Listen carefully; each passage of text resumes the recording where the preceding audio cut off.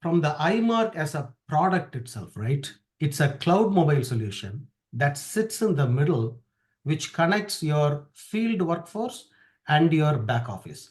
Back office can be our own website or your system of choice, which is your EAM systems.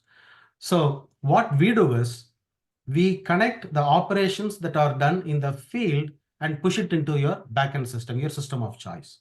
Now, with that in mind, we made sure that our architecture, we go with an open architecture, which is not open source. Again, I want to reemphasize that.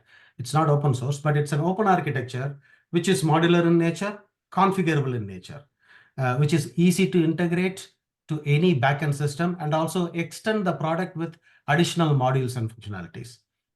Now, how we do that? By reducing the overhead, which is right there on the slide, and development time, because the product is configurable, reuse components and modules as much as possible, and coexist in the existing environment. Because when we go and talk to our customers, right, they have their own environment.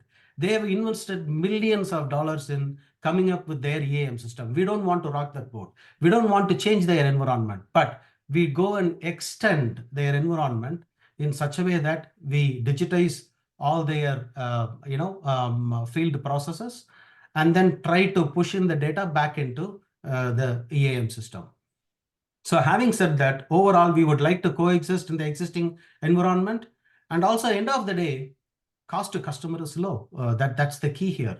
They have good return on investment by using our product. At the same time, the implementation goes through seamless.